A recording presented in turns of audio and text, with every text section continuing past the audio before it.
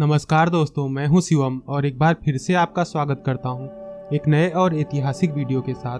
तो अगर आप पहली बार हमारे चैनल पर आ रहे हैं और आपने अभी तक हमारे चैनल को सब्सक्राइब नहीं किया तो चैनल को सब्सक्राइब करके बेल आइकॉन दबाना ना भूलें, क्योंकि मैं हमेशा ही आपके लिए ऐसे ही ऐतिहासिक वीडियो लेकर आता रहता हूँ। भारत माता का एक ऐसा वीर सपूत जिसने कि देश की आज़ादी में शहीद आजम भगत सिंह और चंद्रशेखर आज़ाद जितना ही योगदान दिया, और आज भारत देश का बच्चा बच्चा उनका नाम तो जानता है, लेकिन अगर उनके बारे में उन्हें कितनी जानकारी है या पूछ लिया जाए तो शायद वो चंद्रशेखर आज़ाद और भगत सिंह के साथी क्रांतिकारी थे, इससे ज़्यादा कुछ भी ना बता पाए, क्योंकि बटुकेश्वर दत्त को हमारे इतिहास के पन्नों में जितना महत्व देना चाहिए था उतना नहीं दिया गया है। तो इसके लिए क्या बटुकेश्वर दत्त का सिर्फ इतना ही दोष था कि वो शहीद नहीं हुए और आज़ादी के बाद तक जीवित थे, जिस कारण उन्हें इतिहास में वह जगह नहीं दी गई जिसके कि वे हकदार थे?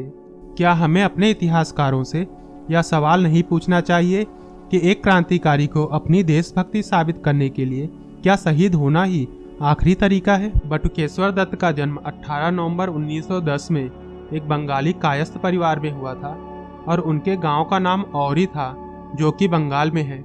लेकिन उनका बचपन बंगाल के वर्धमान जिले के खंडा और मौसू नामक जगह पर बीता था। उनके जीवन की प्रमुख घटनाओं में से एक घटना थी जब उन्होंने 8 अप्रैल 1929 में दिल्ली की ब्रिटिश असेंबली पर बम फेंका और साथ ही पर्चे फेंके जिसमें कि भारत माँ की आज़ादी के संदेश लिखे हुए थे। उस समय उन लोगों ने इस बात का भी ध्यान रखा कि उनके बम से किसी को भी नुकसान न पहुंचे, और इस घटना के बाद उन्हें भी बाकी क्रांतिकारियों के साथ गिरफ्तार कर लिया जाता है। लेकिन भगत सिंह, राजगुरु और सुखदेव बटुकेश्वर दत्त से कहीं ज्यादा मामलों में दोषी पाए जाते हैं और उन्हें फांसी की सजा दे दी जाती है।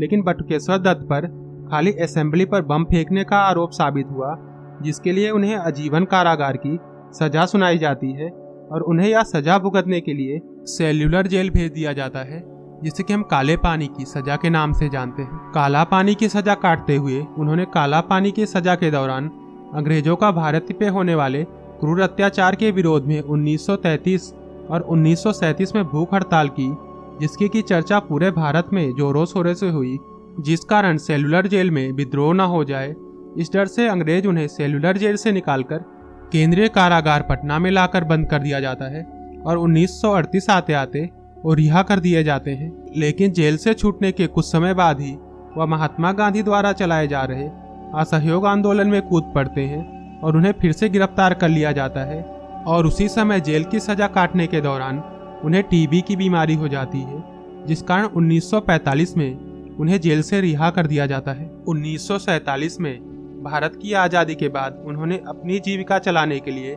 सिगरेट कंपनी के एजेंट और टूरिस्ट गाइड के रूप में काम किया। साथ ही उन्होंने अंजलि दत्त से शादी कर ली और वो पटना में ही रहने लगे। उनके जीवन से जुड़ी हुई एक बड़ी ही मार्मिक घटना है। बटुकेश्वर दत्त की आर्थिक स्थिति काफी ज्यादा खराब हो चुकी थी। तब पटना में स्वतंत्रता सेनानियों के लिए बस की परमिट मिल रही थी। तब वह बस की परमिट लेने के लिए पटना के कमिश्नर के पास जाते हैं। तब पटना के कमिश्नर उन्हें पहचानने से मना कर देते हैं और उनके पास से स्वतंत्रता सेनानी होने का प्रमाण पत्र मांगते हैं, जो कि भारत के इतिहास को शर्मसार कर देने वाली घटना थी। लेकिन बाद में जब कमिश्नर द्वारा की गई इस भूल की जानकारी भारत के तत्कालीन राष्ट्रपति डॉक्टर राजेंद्र प्रसाद को मिलती है तो वह उनसे माफ़ी मांगते हैं।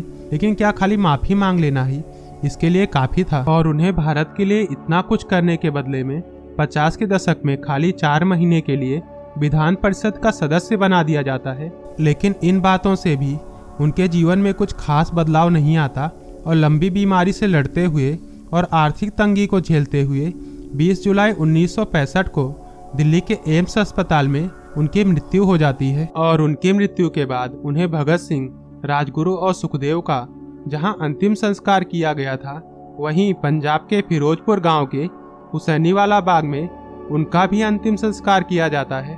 भारत माँ हमेशा ही अपने इस वीर सपूत के बलिदान को याद रखेगी कि किसी भी विषम परिस्थिति में भी उन्होंने अपना सब कुछ हमेशा भारत माँ की सेवा में न्यौछावर कर दिया। आज की वीडियो में बस इतना ही। अगर आपको हमारा वीडियो पसंद आया हो तो वीडियो को लाइक, कमेंट और शेयर करना ना भूलें। मिलते हैं हमारे अगले वीडियो में। जय हिंद, वंदे मातरम।